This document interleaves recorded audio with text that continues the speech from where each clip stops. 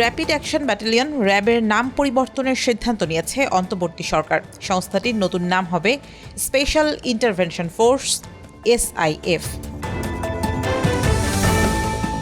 ৩ ফেব্রুয়ারি স্বরাষ্ট্র মন্ত্রণালয়ের সভাকক্ষে আইনশৃঙ্খলা সংক্রান্ত কোর কমিটির সভা শেষে এই তথ্য জানান স্বরাষ্ট্র উপদেষ্টা লেফটেন্যান্ট জেনারেল জাহাঙ্গীর আলম চৌধুরী। তিনি বলেন, র্যাপিড অ্যাকশন ব্যাটালিয়ন র্যাবের নতুন নাম হবে স্পেশাল ইন্টারভেনশন ফোর্স বা SIF। ইতিমধ্যে এই ব্যাপারে প্রধান উপদেষ্টা অনুমোদন দিয়েছেন। শীঘ্রই একটি সরকারি আদেশ জারি হবে। নতুন পোশাকে দেখতে পাবেন SIF সদস্যদের।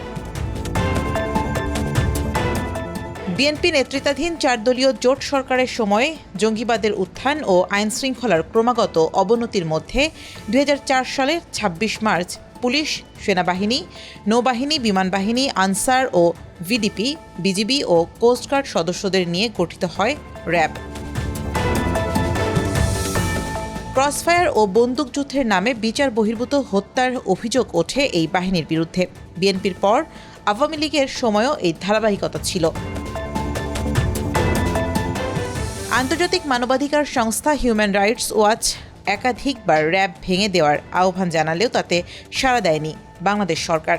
2021 সালের ডিসেম্বরে মানবাধিকার লঙ্ঘনের গুরুতর অভিযোগে র্যাব এবং এর কয়েকজন সাবেক ও বর্তমান কর্মকর্তার বিরুদ্ধে নিষেধাজ্ঞা দেয় যুক্তরাষ্ট্র সরকার।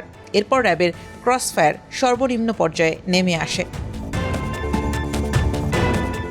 2024 সালে ছাত্র আন্দোলনের সময় মানবাধিকার লঙ্ঘনের অভিযোগ ওঠার পর র্যাব বিলুপ্তি, বর্ডার গার্ড বাংলাদেশ বিজিবিকে শুধু সীমান্ত রক্ষা এবং প্রতিরক্ষা গোয়েন্দা পরিদপ্তরকে শুধু সামরিক গোয়েন্দা তৎপরতার মধ্যে সীমাবদ্ধ রাখার সুপারিশ করে জাতিসংঘের মানবাধিকার কার্যালয় OHCHR।